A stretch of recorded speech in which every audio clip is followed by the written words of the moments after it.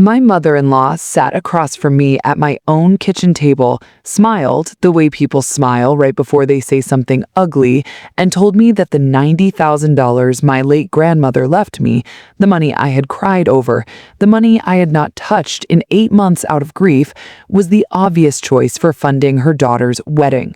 And when I said no, she looked me dead in the eye and said, "Well, we just assumed you'd want to be a real part of this family."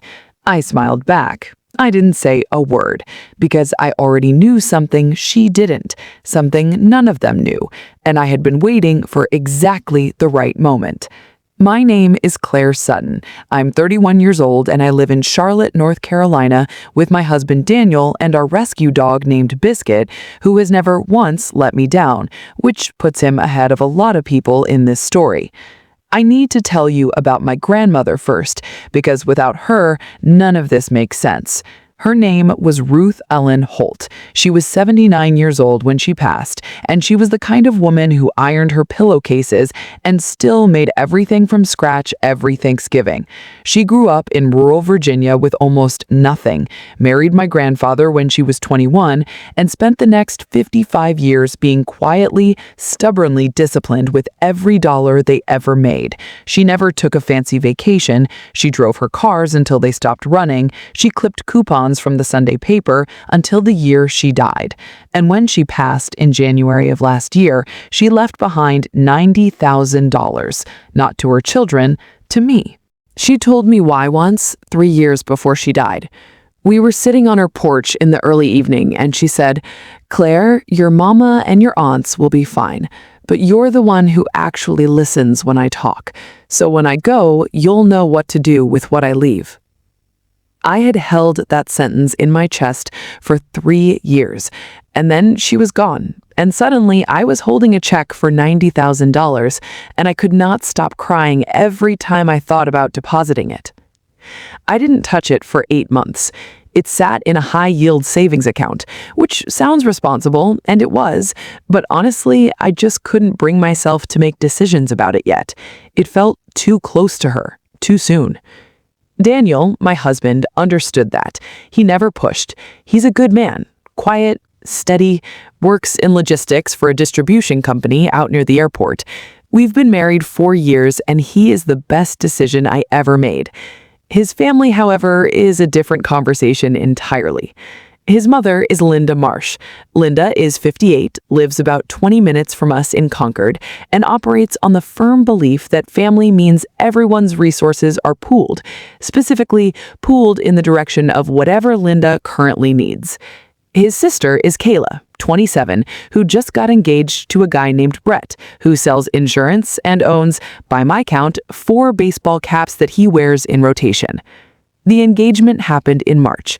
By April, Linda was already deep into wedding planning mode, and by May, the budget had somehow ballooned to $85,000 for a single afternoon event. When Daniel gently asked how they were planning to cover that, Linda said, and I am quoting directly, "Oh, we'll figure it out. Family always comes together." I should have heard the warning in that. I didn't. Or maybe I did, and I was hoping I was wrong. The conversation at my kitchen table happened on a Tuesday evening in June. Linda had asked if she could stop by, which she does without much notice regularly enough that it no longer surprises me. I made coffee. I put out cookies because I was raised to put out something when people come to your home, even people who are about to ruin your evening. She sat down, took a cookie, and then said it, almost casually, the way you'd bring up the weather. "We've been going over the numbers for Kayla's wedding, and honestly, Claire, with your inheritance sitting there doing nothing, it just seems like the most natural solution. It would cover almost everything, and it's not like you've done anything with it yet."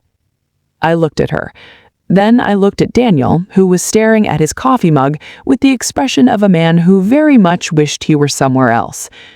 I said, "Linda, that money was left to me by my grandmother, and she'd want it to go toward family, I'm sure. She left it to me," I said again, "not to the family, to me specifically."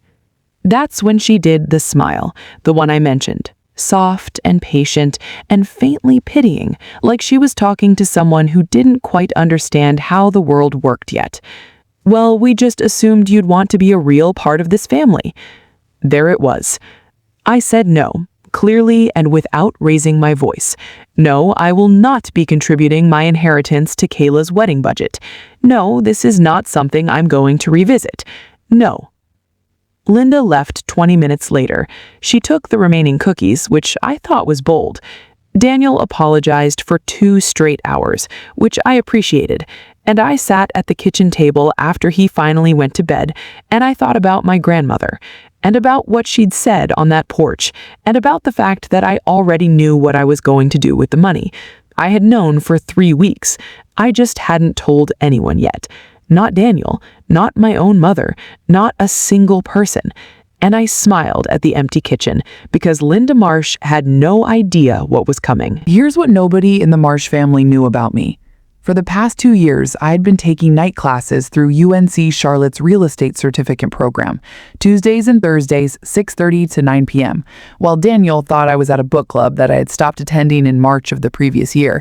Not because I was hiding it exactly, I just didn't want to announce something until I was sure I could actually do it. My grandmother taught me that. Don't talk about the garden until something's actually growing.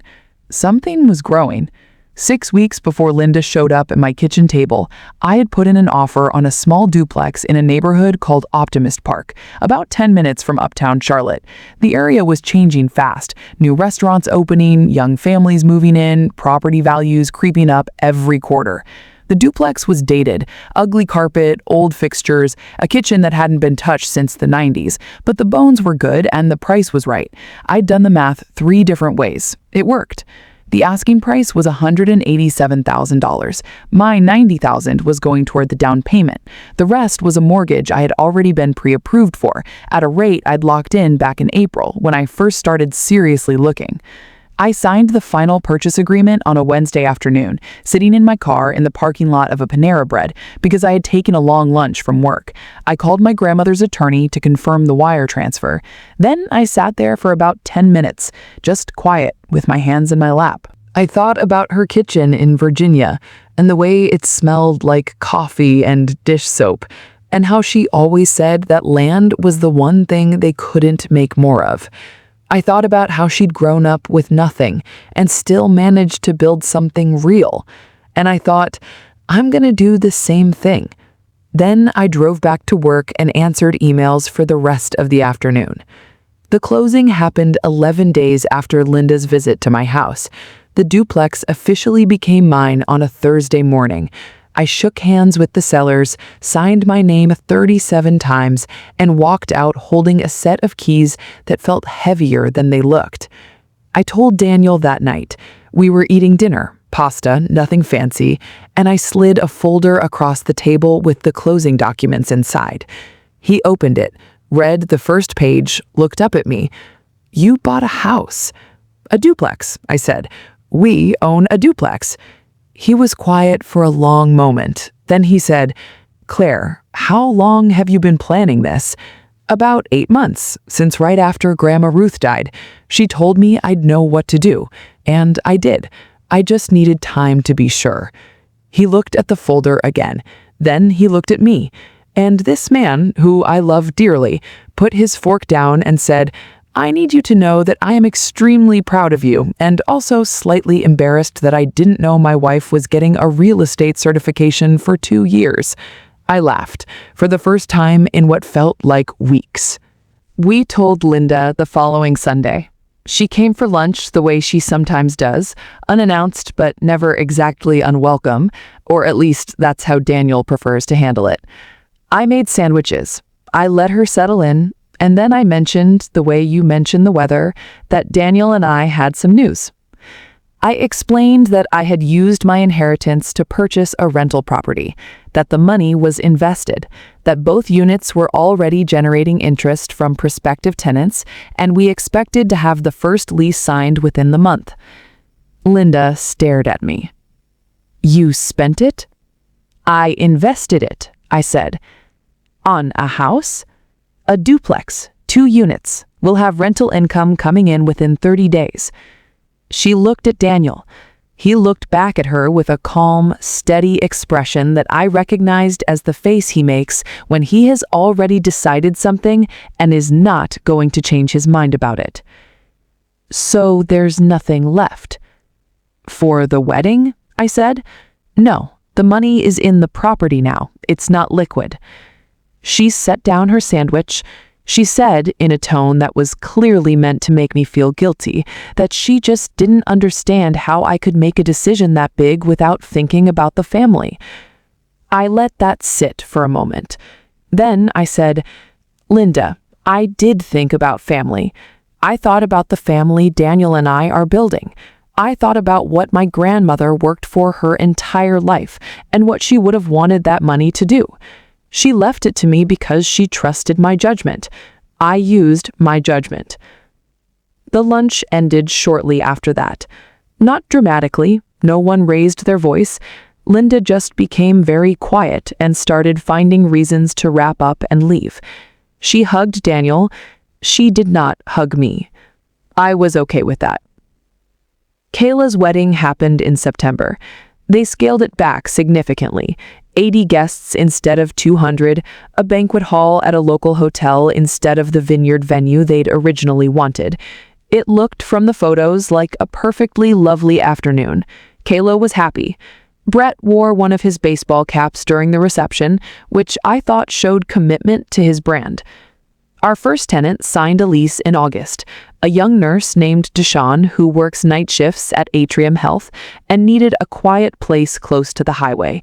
He pays on time every month and once left a thank you note in our mailbox after we fixed the bathroom faucet within 24 hours. The second unit filled in October, a grad student from UNC who keeps to herself and has a very well-behaved cat. The duplex cash flows every single month. Not a lot. This isn't a get-rich story. It's a get-steady story. But enough. Enough to matter. Enough to feel like a foundation instead of just a number in a savings account. Last month, I signed up for the second part of the certification program. 2 more classes and I'll be licensed. Daniel frames the closing documents. They're hanging in the hallway, right next to a photo of my grandmother on her porch in Virginia, squinting into the afternoon sun, looking like a woman who always knew exactly what she was doing. I think she would have approved. And honestly, that's the only opinion that ever mattered. If you made it to the end, drop a comment telling me what you would have done with my BK. If you like this story, please like this video, subscribe to the channel, and share your impressions of the story in the comments. To listen to the next story, click on the box on the left. Thank you for watching.